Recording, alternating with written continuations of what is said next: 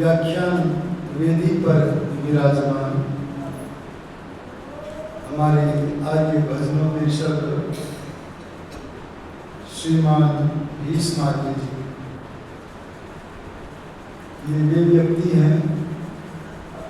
नरेंद्र जी ये वे व्यक्ति हैं जो प्रतिदिन 30 दिन तक अहमदाबाद में हर वर्ष एक जगह पर तो 60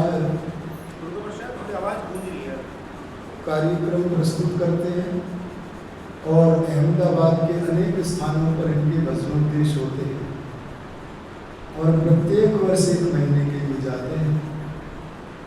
तो इनकी जो श्रृंखला है वो बहुत बड़ी है।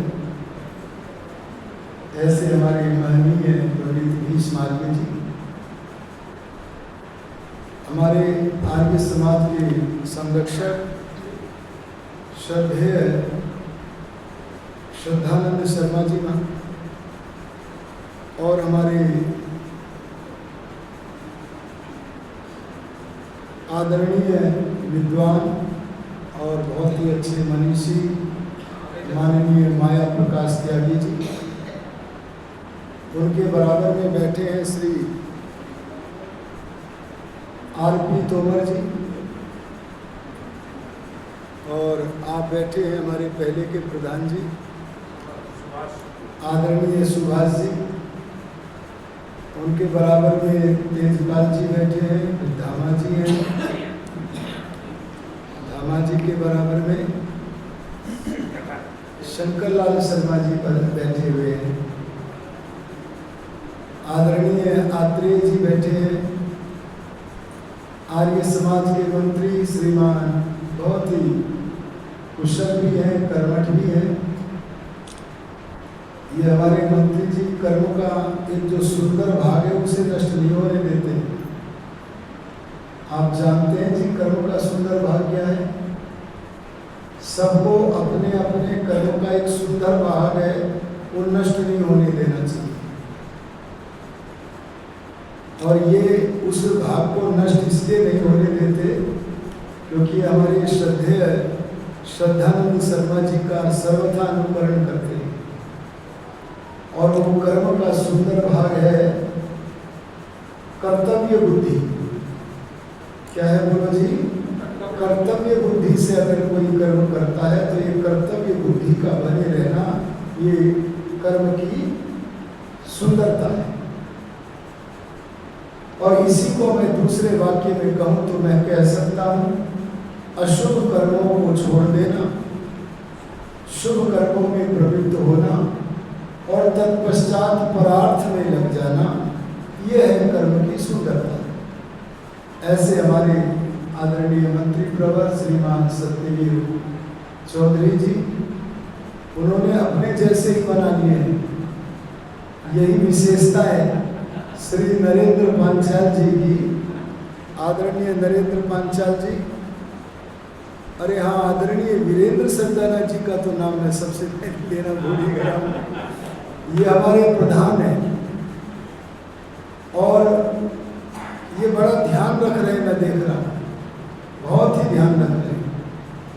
तो सम्माननीय वीरेंद्र नाथ सरदाना जी, हमारे शशिवर गुप्ता जी बाहर बैठे होंगे जो कि कोषाध्यक्ष का कार्यभार ग्रहण किए हुए हैं, लक्ष्मण सिंह चौहान जी, आदरणीय सुरेश गर्ग जी, हमारे कैप्टन ओम प्रकाश शर्मा जी, आदरणीय मान सिंह आर्य जी, महिला आर्य समाज की प्रधान आदरणीय कौशल गुप्ता जी, मंत्रिणी आदरणीय शिल्पा गर्ग जी और कोषाध्यक्षा आए हैं कि नहीं? आप पति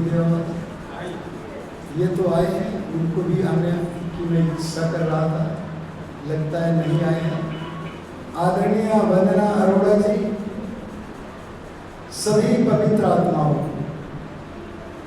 आज प्रातःकाल मैंने अपने प्रवचन में एक संदेश, वैदिक संदेश आपके सामने दिया था, उसे 2 मिनट में दोहरा देता हूँ। उससे आगे की वार्ता को फिर मैं 2 मिनट पश्चात प्रारंभ करता हूँ। प्रातःकाल एक वैदिक संदेश हमने विचार विनिमय किया था कि परमात्मा की पूजा वैसी मत करो जैसी इन मनुष्यों की करते हो। इन मनुष्यों की पूजा करने के 2 भाग हैं। एक तो इनकी जो आवश्यकता है वह इन्हें देना, और दूसरा इनसे कुछ ग्रहण करना। लेकिन परमात्मा की पूजा का लक्षण केवल परमात्मा से ग्रहण करना ही है, देना नहीं। इसलिए परमात्मा से ग्रहण ही करो बस, क्योंकि परमात्मा को हम कोई वस्तु दे नहीं सकते। क्यों नहीं दे सकते? क्योंकि परमात्मा को कोई भी वस्तु अप्राप्त नहीं है। और दूसरा कारण यह है कि परमात्मा पूर्ण सुख स्वरूप है, स्वयं सुख स्वरूप है, इसलिए भी परमात्मा को किसी वस्तु के देने की आवश्यकता।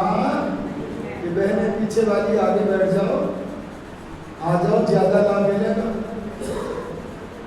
आर्यों में आपसे निवेदन कर रहा हूं, जब भगवान से ग्रहण करने के का ही नाम भगवान की पूजा है, तो मैंने प्रातःकाल संकेत किया था भगवान से ग्रहण करने के शास्त्रों में 3 प्रकार बताए, और महर्षि दयानंद जी ने तो भगवान से ग्रहण करने के 3 प्रकारों को प्रसिद्ध कर दिया है।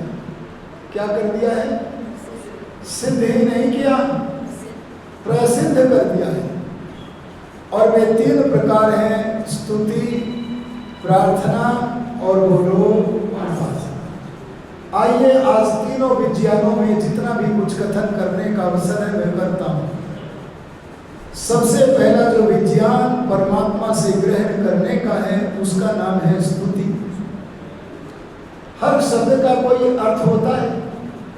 अर्थ को अगर हम पकड़ लें तो शब्द को हम पूरी तरह से समझ लेते हैं। जैसे जल माने पानी होता है, वस्त्र माने कपड़ा होता है, ऐसे स्तुति का अर्थ है गुणगान करना, या कहिए प्रशंसा करना। अरे भाई, जब किसी के गुणों के गीत गाते हैं तो बोलो उसकी प्रशंसा होती है कि नहीं? तो स्तुति का अर्थ है गुणगान करना, किसी के गुणों के गीत गाना, और अर्थात प्रशंसा करना। और मैं अगर विस्तार में कहूं तो सत्य भाषण करना। और भी विस्तार में कहूं तो सुन लो, जो वस्तु जैसी है, क्या बोला मैंने? जो वस्तु, अच्छा ये बोलो, गंगा जी बोले कि गंगा बोले? अरे बोलो ना जी, नए नए लोग बोलो जो नए हो। आजकल आर्य समाज में आए हुए बहुत दिन हो जाते हैं लोगों को, लेकिन गंगा जी ही बोलते हैं। तब तो आप कुर्सी को भी बोलो कुर्सी जी, कलम जी। जड़ चेतन का अंतर समझो। जो वस्तु जड़ है उसे जड़ बोलो। अच्छा, कुर्सी को अगर मैं बोलूं कुर्सी जी, तो क्या इसका कुछ कुर्सी पर प्रभाव पड़ेगा? अरे बोलो, पड़ेगा। और मैं अगर आपके सामने कोई मानवीय शब्द का प्रयोग करूं तो आप पर प्रभाव पड़ेगा नहीं। इसलिए पड़ेगा क्योंकि आप जड़ नहीं बल्कि चेतन। तो इसलिए कहा जो वस्तु जैसी है, अर्थात यदि कोई जड़ है तो जड़ कहो, यदि कोई चेतन है तो चेतन कहो, यदि कोई आनंद स्वरूप है तो आनंद स्वरूप कहो। माने जो वस्तु जैसी है उसे वैसी ही जानना, और वैसी ही जानकर मानना, और जैसी जानी और मानी है वैसा ही सत्य भाषण करना। अगर सही सही कहोगे तो ये सत्य भाषण हुआ कि नहीं? बस इस सत्य भाषण का नाम ही क्या है? स्तुति। अगर आर्य समाज के सत्य भाषण को लोग ग्रहण कर लें तो उनका बड़ा भारी कल्याण हो जाए, वो सनातनी बन जाए। एक बार एक सज्जन मेरे से बोले, आप लोग तो बड़े कट्टर होते हो, टस से मस नहीं होते हो। मुझे याद आ गए दयानंद। जब कभी स्वामी दयानंद और गुरुवर विरजानंद जी की वार्तालाप होता था, उस समय कई बार गुरु अपने शिष्य को कहा करता था, ए दयानंद, तू तो काल जिह्वा है, अर्थात तेरी जिह्वा, तेरी वाणी जो सिद्धांत विरुद्ध बातें हैं उनके लिए काल बन करके टूट जाती है। तू सत्य से लेश मात्र भी समझौता अर्थात अपने विचार में परिवर्तन या झुकाव नहीं है। और कभी कभी तो कहते थे वार्तालाप में, अरे दयानंद जी, विरजानंद जी से भी अगर कोई मतभेद होता था तो उसे छिपाते नहीं थे। ऐसे अवसर पर दयानंद योगी क्यों कहते थे, अरे स्वामी विरजानंद जी कहते थे, तू तो कुलंकर है। कुलंकर माने ऐसा खंभा जो अपनी जगह छोड़ता ही नहीं है, जहां टिक गया वहां टिक गया, ऐसा है। बस ये बात हमें ना आए गुरुवर दयानंद की तो बोलो, हम कैसे आ रही हो। जब किसी ने हमसे ये कहा कि आप तो जो कह गए सो कह गए, इधर उधर नहीं हिलते, तो मैं बोला 5 मिनट के बाद, अजी सुनो कितनी बार, मेरी बात को ध्यान से सुनना, नहीं आना सार्थक नहीं होगा। क्या कहा मैंने? 5 मिनट के बाद बोला, भाई आप गणित विषय से MSc हैं, जरा मेरे प्रश्न का उत्तर दो। बोले जी हाँ पूछो, क्या है? गणित का ही प्रश्न पूछूंगा। तो मैंने पूछा, बताओ 2 जमा 2 कितने होते हैं? बोले ये कोई प्रश्न है क्या, ये तो प्राइमरी क्लास का प्रश्न है। तो मैंने कहा मेरा काम इससे ही चल जाएगा, तो इसका उत्तर तो दो। बोले सारा संसार जानता है कि 2 और 2 4 होते। मैंने कहा गलत उत्तर है। बोले फिर कितने होते हैं? मैंने कहा 10 होते हैं। नहीं गलत है, किसी से पूछ लो। मैंने कहा चलो समझौता करो 9 मानो। फिर मैंने कहा चलो 8 मानो। अरे समझौता कर लो 7 मानो। अरे समझौता कर लो 6 मानो। अंत में मैंने कहा देखो मैंने कितनी बार अपने विचार से खिसका हूं, पर तुम कितने हठीले हो। तुम मुझे कह रहे थे कि हमारे समाजी लोग हठीले हैं, अब मैं सिद्ध करके दिखाता हूं तुम हठीले हो। मैं कितनी बार हटा, पर तुम नहीं हट रहे हो, इसलिए तुम हठीले हो। चलो समझौता कर लो, पक्का कर लो, 2 जमा 2 5 होते। बोले नहीं, 2 जमा 2 4 होते हैं। मैंने कहा कोई तो कारण होगा जो तुम टस से मस नहीं हो रहे हो। तब मैं बोला मैं इसलिए टस से मस नहीं हो रहा क्योंकि मैं सत्य पर स्थिर हूं। क्या बोला जी? क्योंकि मैं सत्य पर स्थिर हूं। मैंने तुरंत कहा बस यही मैं कहना चाहता हूं, हमें आर्य समाज का चौथा नियम टस से मस नहीं होने देता।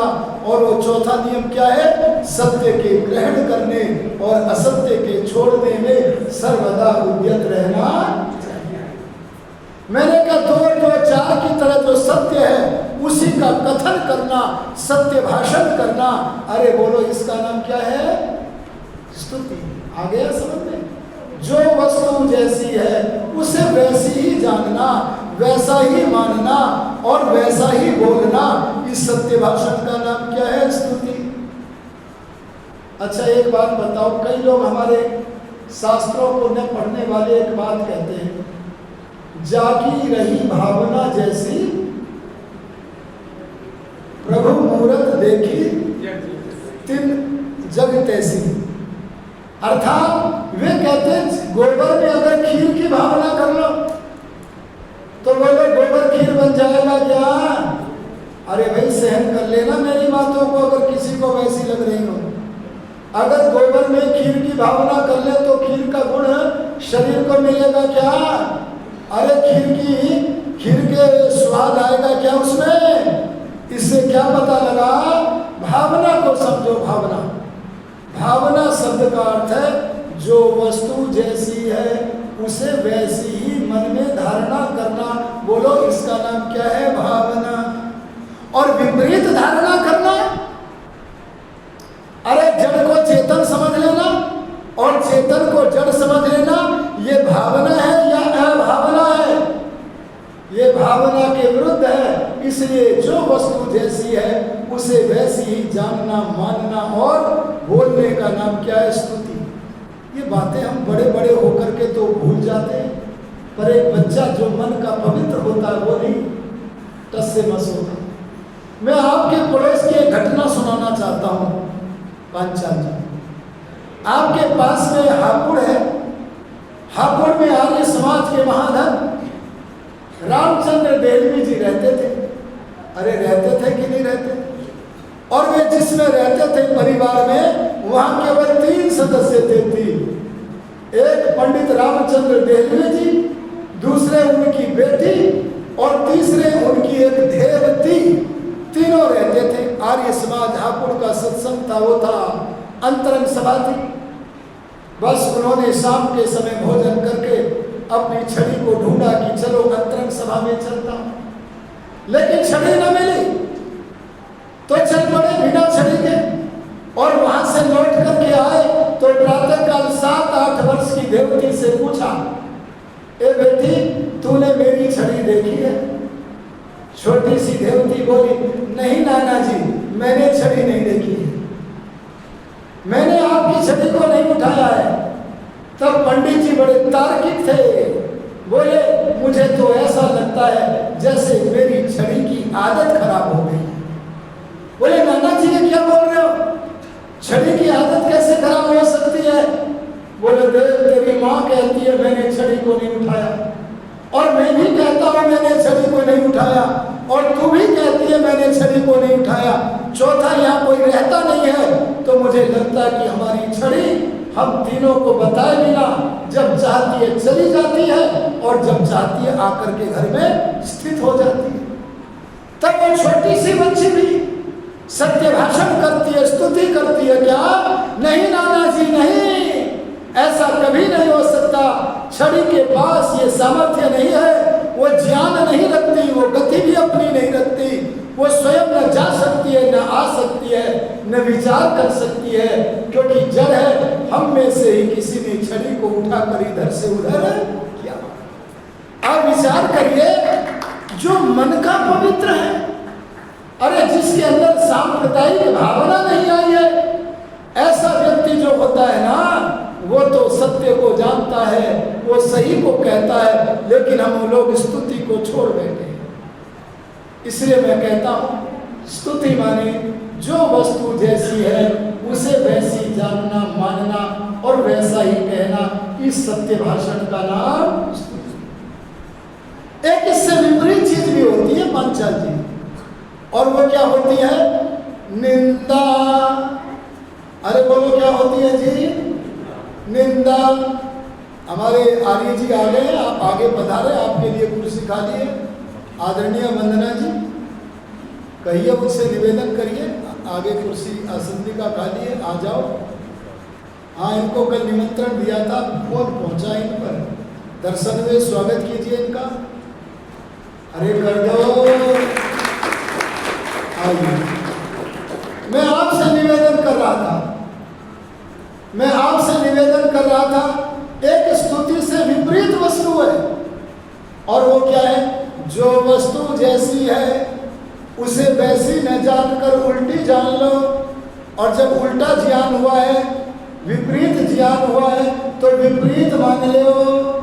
भाई ये लड्डू गोपाल ही परमात्मा है, ऐसा विपरीत मान लो, और विपरीत ही भाषण करो। इस मिथ्या भाषण का नाम बोलो क्या है? स्तुति है कि निंदा? अच्छा, ये गीत, ये तो बड़े अच्छे अच्छे गीत गाते हैं, पर ये जो सनातन धर्म का वास्तविक मंदिर है ना, जिसको हम आर्य समाज मंदिर भी कहते हैं, इन मंदिरों में तो सत्य भाषण होता है, गीतों में, भजनों में, पर कई बार क्या गाते हैं? कभी कभी भगवान को भी भक्तों से काम पड़े। वाह वाह, भगवान को भी भक्तों से काम पड़ना, कमाल हो गया, कमाल। क्या परमात्मा को भी भक्तों से काम पड़ेगा?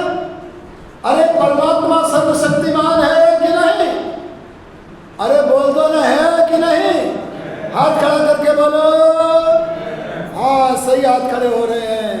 अच्छा ये बताओ, अगर वो परमात्मा सर्वशक्तिमान है तो सब कुछ कर सकता है कि नहीं? अरे हाथ खड़ा करके बोलो। ये बहन जी नहीं वाली, आप नहीं कर रही हो। बताओ ना, भगवान सब कुछ कर सकता है कि नहीं? हाँ देखो, मना करने वाले भी बैठे हैं। यार इस मंदिर में इतनी ताकत होती है कि यहाँ का आदमी जो जैसा वैसा ही बोलता है। जो कहते हैं सर्वशक्तिमान है परमात्मा, वो सच कहते हैं, लेकिन इसका ये अर्थ नहीं है कि वो सब कुछ कर सकता है। चलो मैं 2-3 बातें आपके सामने कहता हूँ। क्या परमात्मा अपने जैसा ही एक और ईश्वर बना सकता है? तो क्यों कह रहे थे सब कुछ कर सकता है? अगर हम दुर्जन दोष न्याय से थोड़ी देर के लिए मान लें कि हाँ परमात्मा अपने जैसा बना सकता है, तो भी कई अंतर तो रहेंगे। सुनो, कई अंतर तो रहेंगे। और वो क्या? एक ईश्वर सदा से है, सदा तक रहने वाला है, जिसका विनाश नहीं होगा, जो वास्तविक ईश्वर है, जिसका मुख्य नाम ओम है। और जो काल्पनिक रूप में हमने मान लिया कि बना दिया, तो वो बना हुआ है तो एक दिन बिगड़ेगा भी। इससे क्या निकल के आया सिद्धांत? परमात्मा अपने जैसे दूसरा परमात्मा। अरे बोलो। अच्छा और बताओ, भगवान इतना बड़ा पहाड़, इतना बड़ा पत्थर बना सकता है जिसे भारी होने के कारण स्वयं भी न उठा सके? अरे बोलो, हाँ करोगे तो फंसोगे। है जी, जिसे स्वयं न उठा सके। हाँ तो क्या यही उत्तर आया ना? परमात्मा सर्वाधार है। अरे परमात्मा के लिए मिशतो वशी, बोले सहज रूप में सारे काम करता। देखो ध्यान देना, मैं आदरणीय प्रधान जी को कहूँ, मंत्री जी को कहूँ, आप सब लोगों को कहूँ, श्रद्धेय संरक्षक जी को कहूँ, आपने बड़ा भारी भार ले लिया है ये वेद प्रचार सप्ताह करने का। तो मैं सोचता हूँ इन्होंने भार तो लिया है, पर इन्होंने जो भार लगता है ना इनको, इसके पीछे इनकी 3 कमियां हैं। क्या बोल दिया मैंने पांचाल जी? और मैं इनकी नहीं बता रहा हूँ, मेरी नहीं है। और वे 3 कमियां क्या है? ज्ञान की कमी। अरे बोलो क्या कमी?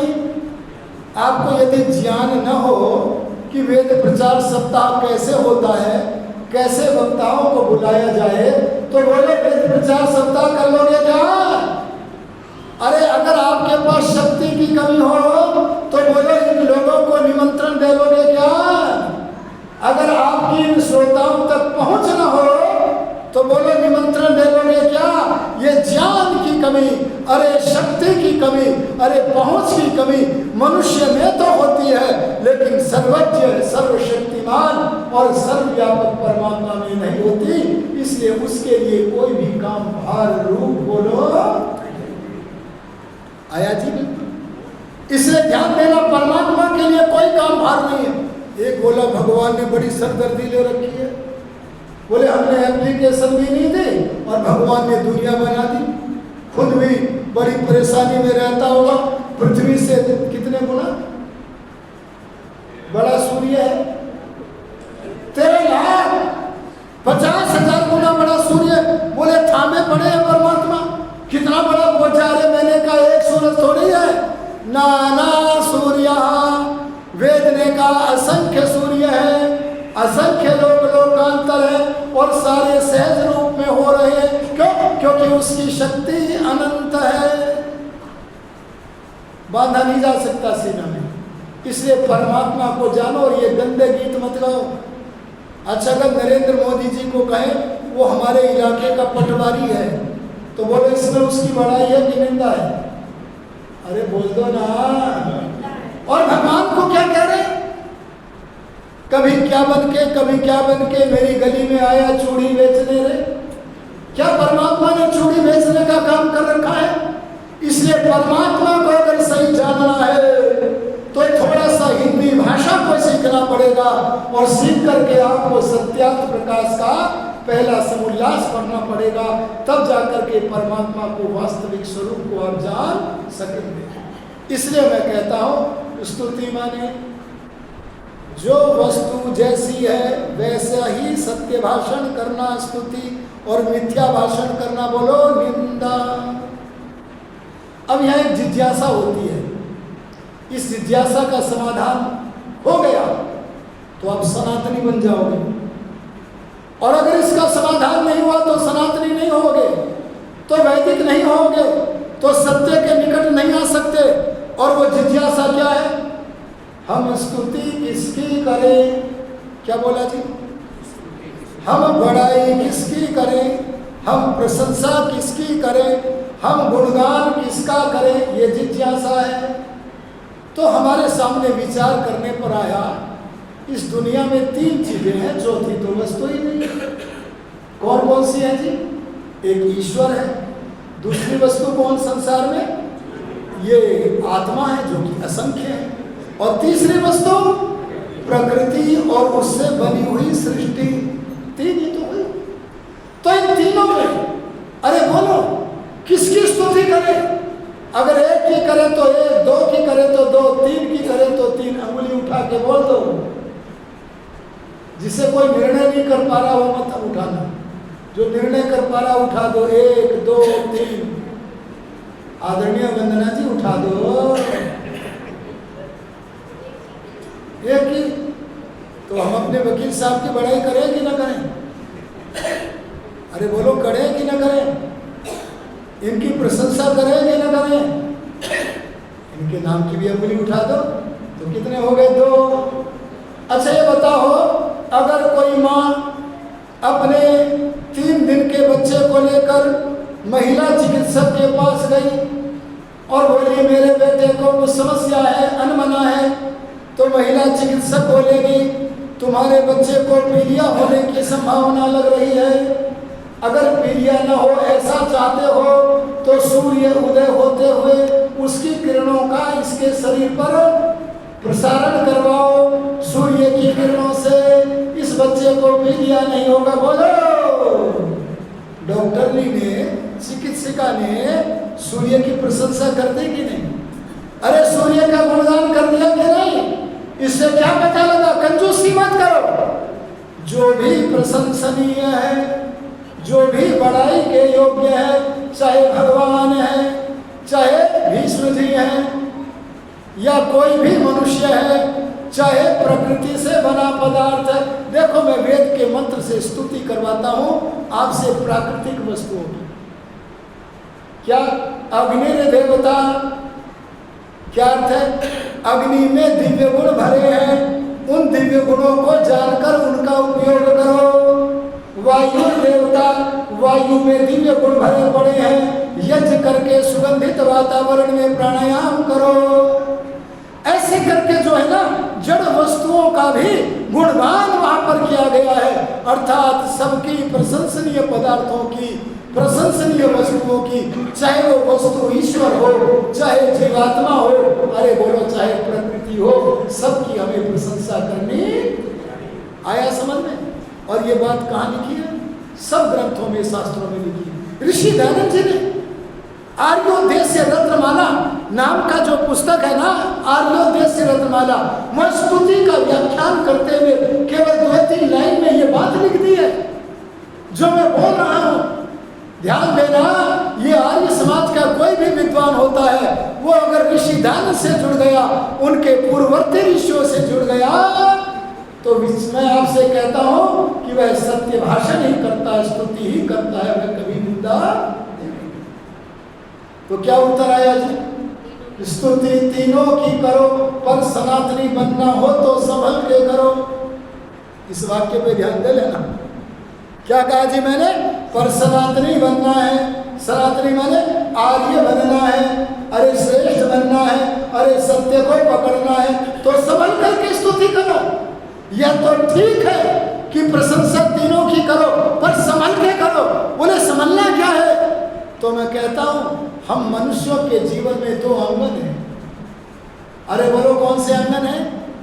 एक अंगन का नाम है सांसारिक अंगन, आप जब घर में बैठे हुए भोजन करते हैं, अरे स्नान करते हैं, परस्पर वार्तालाप करते हैं, आप आर्यसमाज मंदिर में प्रवचन सुन रहे हैं, आप पाठशाला में अध्ययन अध्यापन करते हैं, आप अपने कार्यालय में व्यापार आदि कर्म करते हैं, बोलो वो कौन सा आंगन है?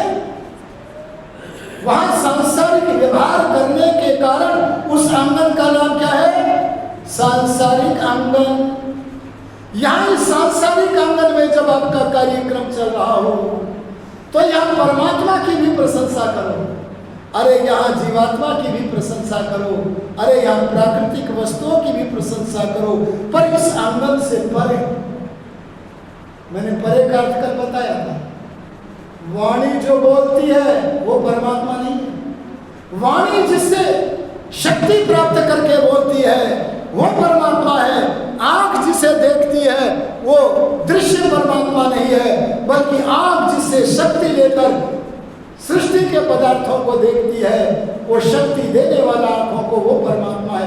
कान जो सुन रहे हैं वो परमात्मा नहीं है, बल्कि कान जिससे शक्ति प्राप्त करके सुन रहे वो परमात्मा है। इसलिए मैंने कहा इस सांसारिक आंगन से परे, अरे इंद्रियों से परे, अरे मन से भी परे एक दूसरा आंगन भी भगवान ने हमें खेल करने के लिए दिया है, क्रीड़ा करने के लिए दिया है। और उस आंगन का नाम मैंने कल भी बताया था, उसका नाम है आध्यात्मिक आंगन। अरे बोलो कौन सा आंगन? यहाँ कई सारे लोगों को मैं जानता हूँ जो आध्यात्मिक आंगन के खिलाड़ी हो। अच्छा एक बात बताओ, आध्यात्मिक आंगन का खिलाड़ी भगवान की पूजा इस शरीर रूपी गढ़ के बाहर करेगा कि अंदर? अरे बोलो ना। अच्छा बाहर अगर करेगा ना तो बाहर करेगा आंख से, अरे बाहर करेगा हाथ से, बाहर करेगा इंद्रियों से, चाहे ज्ञानेंद्रिय हो कर्मेंद्रिय हो, पर बाहर जो आप भगवान की पूजा का आडंबर कर रहे हो, मैं उसे आडंबर बोल रहा हूं, वो जो कर रहे हो भगवान की उपासना नहीं है। अरे जो इंद्रियों से पकड़ में नहीं आता, मन से पकड़ में नहीं आता, आत्मा स्वयं जिसका साक्षात्कार करता है, उस आध्यात्मिक आंगन में जिसमें केवल परमात्मा का ही चिंतन किया जाता है, उस संध्या में उस प्रभु के ध्यान में आपने केवल भगवान की ही स्तुति करनी है, और माँ की मत करना। अरे बोलो किसकी मत करना? वो पितृयज्ञ में करना। मैं माता पिता की बड़ाई करने को मना नहीं कर रहा हूँ, पर वो सांसारिक व्यवहार में करना। अरे व्यवहार काल में सांसारिक आंगन में उनकी पूरी सेवा शुश्रूषा करना, लेकिन जब योगी राज कृष्ण की तरह आध्यात्मिक आंगन के पुजारी बन जाओ तो आंतरिक जगत में पहुंचकर ध्यान के समय वहां केवल प्रभुदेव परमात्मा का ही चिंतन करना, वहां माता पिता आचार्य गुरु किसी का भी विचार न करना। इसलिए पता लगा स्तुति तो हम तीनों की करें, पर समझना यह है कि पूजा में ईश्वर की ध्यान में वहां केवल परमात्मा का ही ध्यान करना है, परमात्मा का ही स्तवन करना है, परमात्मा की ही प्रशंसा करनी है, परमात्मा को छोड़कर और किसी की प्रशंसा। अरे बोलो, देखो भगवान की प्रशंसा कैसे करते हैं। मैं कुछ शब्द बोलता हूँ, अर्थ नहीं बोलूंगा, नहीं तो विषयांतर हो जाऊंगा और कठिन भी हो जाएगा उधर। जैसे भगवान की बड़ाई करनी हो तो करो भू हुआ स्व तत् सवितुर वरेण्यम, इन शब्दों के भीतर भगवान की इतनी प्रशंसा भरी पड़ी है। जब मैं देव शब्द की का अर्थ अपने संध्या में बोला करता हूं तो भगवान से कहता हूं, हे पिता आप तो देव हैं। अरे देव उसे भी कहते हैं जो सर्वत्र विजय दिलाता है। हे प्रभु आप मेरा विजय होने दो, मेरे मन मंदिर के अंदर तमाम सारी जन्म जन्मांतर की वासनाएं हैं, उन वासनाओं का नाश करने में मेरा सहयोग करो, उन वासनाओं पर मेरा विजय हो। बोलो, ये देवता के रूप में परमात्मा से प्रार्थना करनी चाहिए कि नहीं? और कहना है परमात्मा आप देव हो, सर्वत्र विजय कराते हो। अरे मेरे शरीर में मेरे शत्रु घुस गए। कौन से रोग रूपी शत्रु?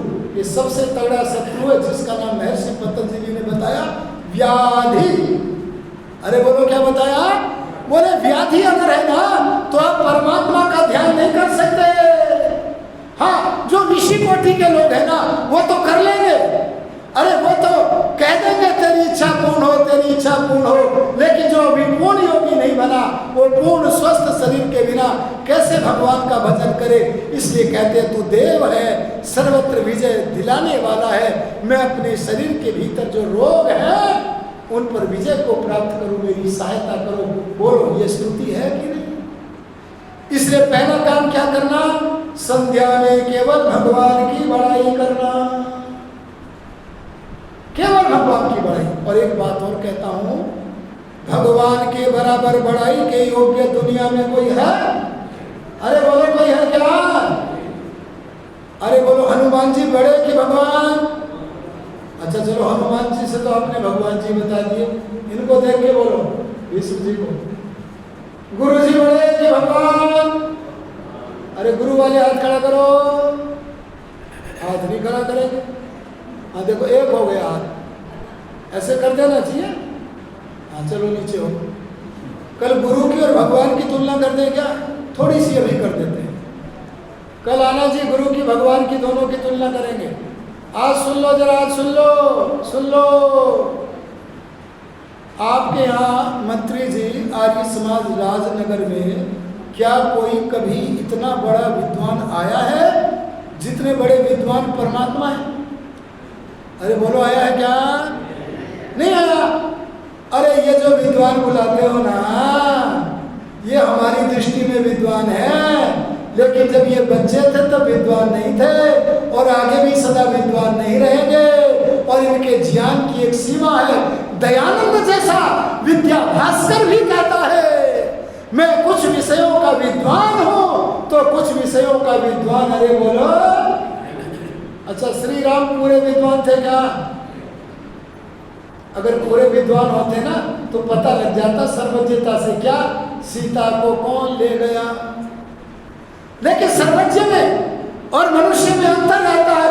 तुम चाहे राम बन जाना, चाहे कृष्ण बन जाना, चाहे दयानंद बन जाना, पर आप में और परमात्मा में अंतर रहता है। मैं चाहता हूं कि आप परमात्मा से जुड़ो। और सुनो सुनो, मेरे प्रवचन करते समय मेरे प्रवचन के विरुद्ध अगर किसी के मन में कोई ख्याल आ रहा हो तो मैं बड़ी प्रीति से कहता हूं, वो चाहे यहाँ खड़े होकर कहने में संकोच करे, लेकिन वो कागज पर मुझे लिख देवे, मैं उसके नाम लिए बिना अगले प्रवचन में उसका समाधान करने का प्रयत्न करूंगा। क्यों? क्योंकि हमें तो हमारे माता पिताओं ने ठेकेदार बनाया है और हमने ऋषि नारद की, अरे सबसे बड़े परमात्मा की कृपा से ये ठेका लिया है। हम नाश करेंगे किसका? अविद्या का। और क्या करेंगे? बढ़ती करेंगे किसकी? विद्या की। बस यही तो है। अरे जब तक जिएंगे भगवान का काम करेंगे। इसलिए संकोच मत करना।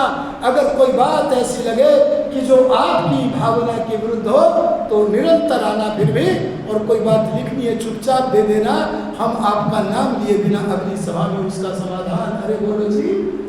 अच्छा ऐसा मौका कहीं मिलेगा? अरे बोलो मिलेगा। इसलिए ध्यान देना, इतना बड़ा कोई विद्वान नहीं जितना भगवान। अच्छा आपके यहाँ दानी बैठे हैं कि नहीं? अरे बोलो जी। ये कल कह रही थी वंदना जी, कल गए थे आपके यहाँ, कल ही गए थे। ये सत्यवीर जी आदि कई लोगों के नाम गिना रही थी। बोले बड़ा दान लाते हैं, बोले हम महिला समाज भी लाती है पर हम इतना नहीं ला पाती। मुझे प्रधाना जी याद आ गई पुरानी वाली।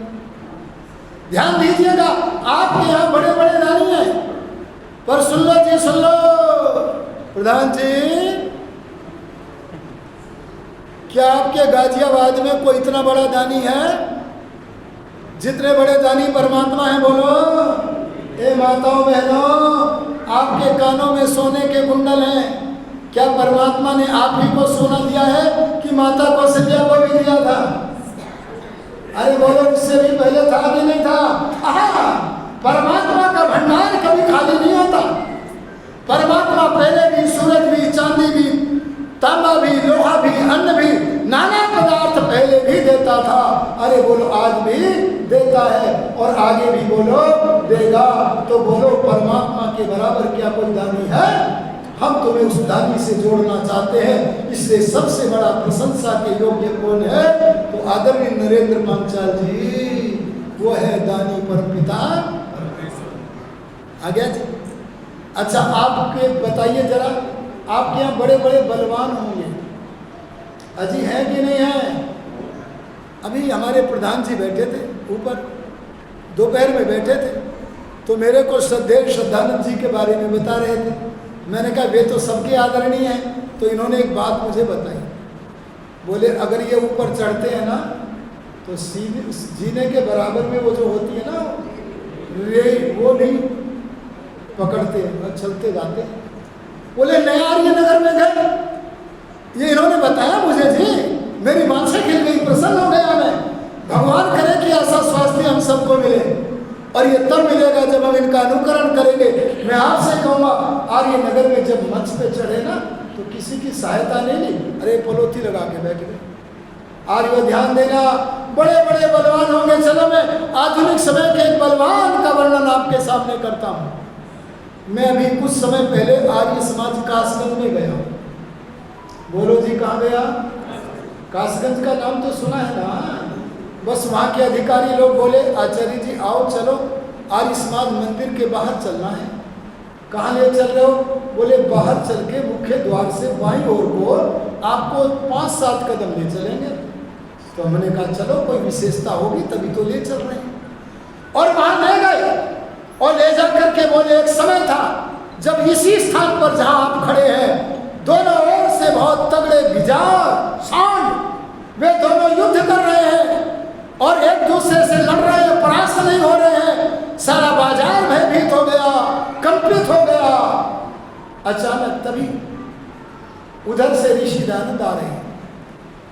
वैसे अचानक कुछ नहीं होता दुनिया में, अकस्मात कुछ नहीं होता। दयानंद अपने कार्यक्रम से जा रहे थे और सांड अपने हिसाब से लड़ रहे थे, अकस्मात कुछ नहीं होता।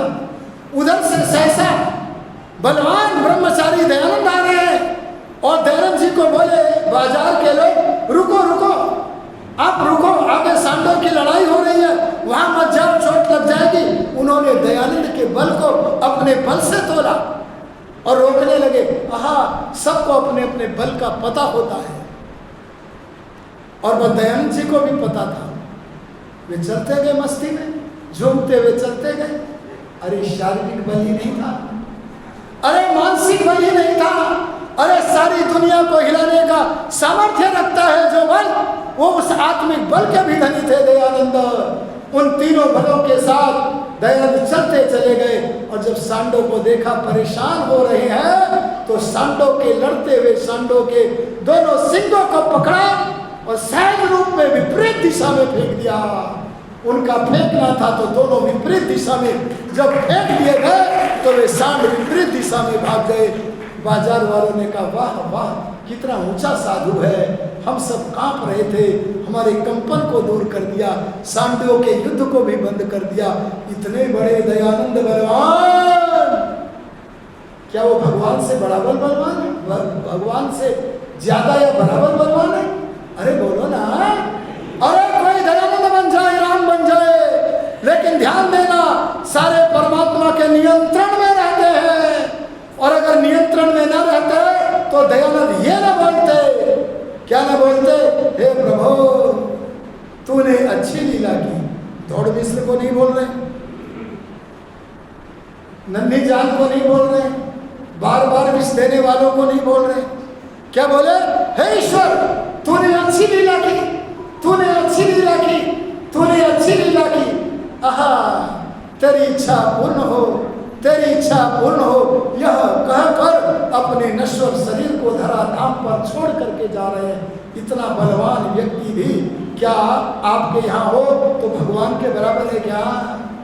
इसलिए मैं कहता हूँ, अब संसार में जो प्रशंसा के योग्य है उनकी प्रशंसा करो सांसारिक आंगन में, पर इतना अवश्य कह देता हूँ, परमात्मा के तुल्य स्तुत्य प्रशंसनीय प्रशंसा के योग्य न कोई था।